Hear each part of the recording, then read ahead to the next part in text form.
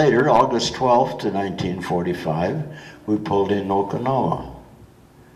Pulled in Okinawa, we were the last ship in there because all the other ships were already there. We were the last ship to come to join the people that were going to invade Japan.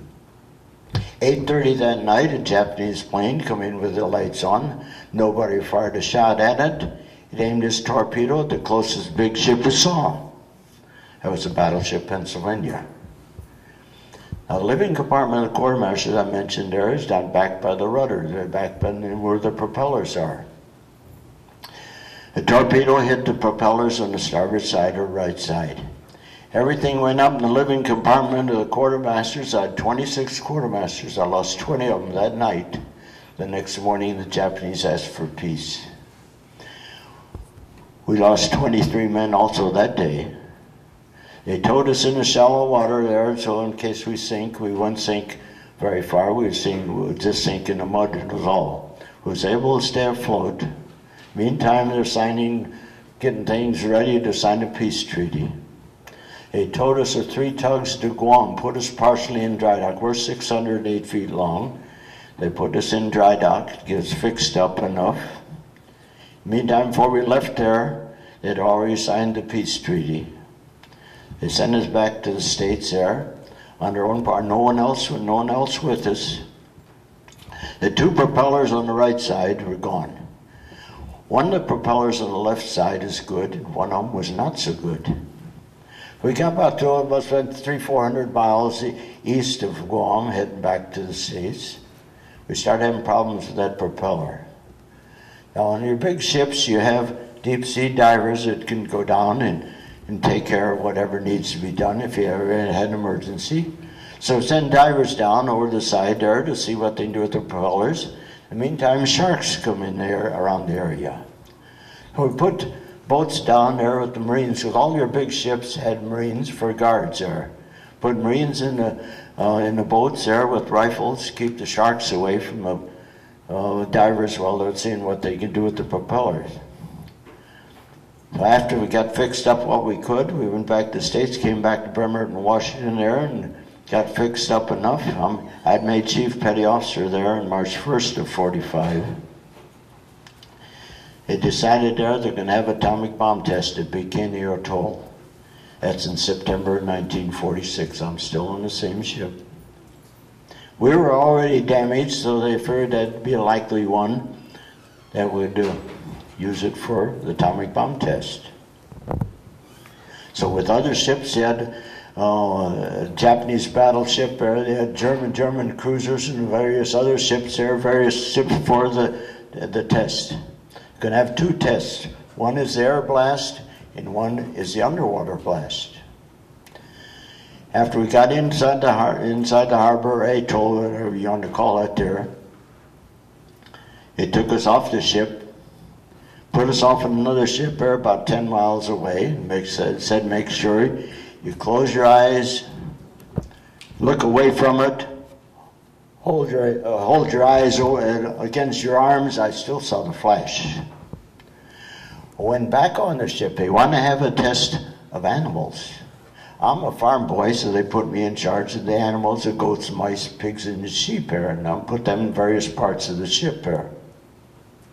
Spread them out, had Geiger counters spread out also, so that they would get a report, see what the damage to various parts of the ship or what it would do. So you didn't have to turn away for this, because this underwater blast, there's nothing to hurt your eyes, because with the air blast there, it really was a flash. So that's why they made sure that you looked away from it, eyes closed and all that. We could watch the ship when all the water came up there, when the underwater blast. In fact, the USS Saratoga aircraft carrier, big aircraft carriers, practically stand on its tail there when it went up, because the water really brushed it up in the air. And then the water came back down. I went back on the ship because I had to show them where I put all the animals. So I said, okay, make sure you take a good shower and throw away your clothes there. That's the protection that I had. It wasn't too bad on me, because I got 14 grandchildren, 18 great-grandchildren, and 4 great-great-grandchildren there. They towed that ship to Kwajalein. They washed it off for 2 years. 1948, they figured it's too radioactive. They pulled it outside the harbor, pulled the plugs, tried to sink it because it's too radioactive. It would not sink, so we ended up torpedoing it with our own torpedoes there to sink. It's on the bottom of the ocean there. It was my home there for over 5 years. But it was really something there. I went on different ships after that. Not too long after that, then Korea started. About 5 years later, Korea started there, and I was on ammunition ship for it. But I enlisted in the post office in Oakland in January 1941. And over my Navy career at the recruiting office of the post office in Oakland in 1963. Ended up in the same place I started with. I talked to schools, I talked to anybody who listened to us there. Right now I'm chaplain in the Fleet Reserve, I'm chaplain in Veteran Foreign Wars, I'm chaplain in the American Legion, I'm chaplain in the Masons. I'm secretary and editor of the Pearl Harbor local chapter. I am the state treasurer for Pearl Harbor Survivors Association. I've been the head usher in my church for 45 years. I'm a volunteer at the VA clinic taking veterans to their appointments. I got over 7,000 hours volunteering. I'm taking their appointments. They're 20 and 30 years younger than I am.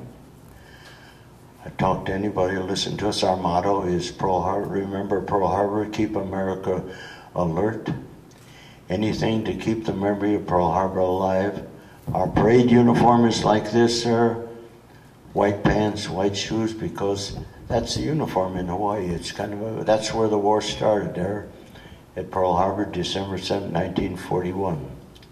We were going to play a football game with the USS Arizona for a Fleet Football Championship. We never got to play that game. I got to be ready to go. In case we play that game, we had other things to do. I'm proud that I was able to serve my country. You people are the generations to come. This is your country. We did our part there to do it to protect you people there and kind of show you the way there, and now it's up to you people. Be responsible for what your actions are. Don't rely on your mother and father there to bail you out if you get into trouble. Take care of yourself. Be responsible for your own action there. This is a great country for better or for worse. If the people don't like it, I'll help them move to a different country if they don't like this country. If they find another one that's better than what we have here. I know we have our problems. We have our economy is bad there. This is your country. Be proud of it. Thank you very much. One thing I will mention, we were going to invade Japan. I've been in Japan many times since the war is over. They were our allies, and they're our allies now. They were not then. They did their duty, whatever they were going to do. We did ours. Maybe they were went overboard on some of their duties. Maybe we did too. I've been there many times. They're honest people. 2 different times I went down the street there. They chased me down the street. I'd left my wallet in the store. My money is in it. I got it back. I'm not sure in this country there, if maybe you get your wallet back, you aren't going to get your money back there. I found out they're honest. They're our best friends now there. And I'd say they were our enemies once there, but now, in fact, I drive a Japanese car. Okay.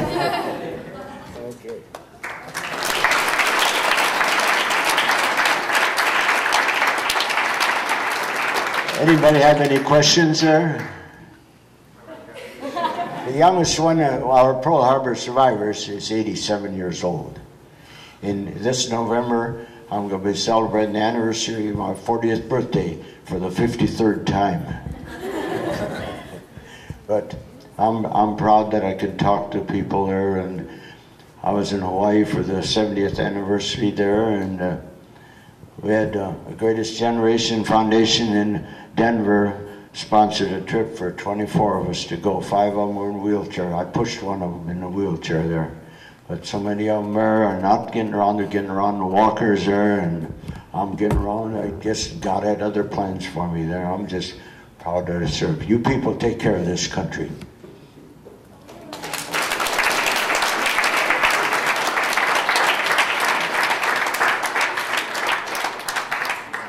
Any questions? Yes. How many people did you kill and were you ever wounded? I can't hear you. How many people did you kill and were you ever wounded? I never, my ship never shot at any other ship. The only people we shot was fire support, supporting the troops on land there.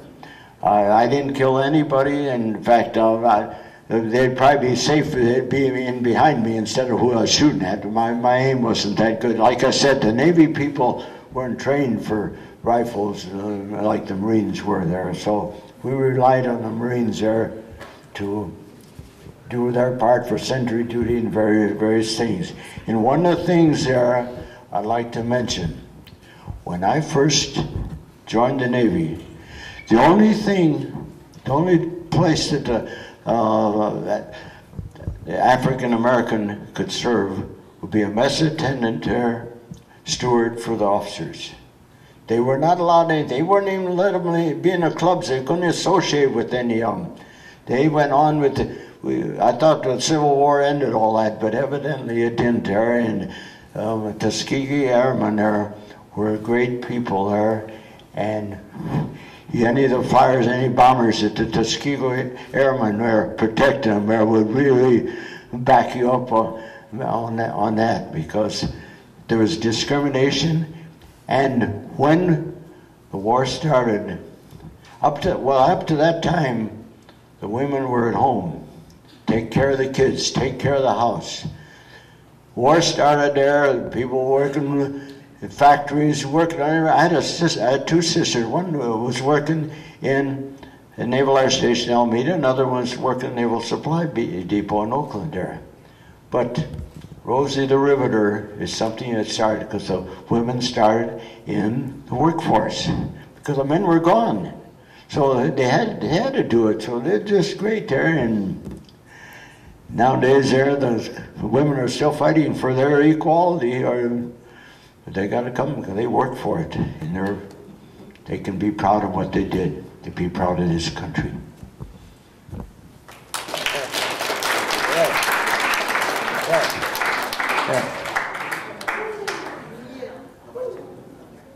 you have any regrets from the war? I can't hear. Do you have any regrets from the war? Like something you wish you could have did better? I'm not hearing that. People don't speak as plain as they used to. They mumble a lot. I don't have. Do you have any regrets from the war? Yeah. Any regrets? Oh no, I served my country there. I'm proud that I served this country. I was trained to do our duty. We trained to do what we were supposed to do, and we did it. And you learn the Navy, you follow orders, or any of the other services. I think a lot of this country, the problem is that they don't take care of their own responsibility. They're dependent on their mother and father or the relatives to bail them out there. Be responsible for your own actions. You're to make it a better world that you can there, and be responsible for what you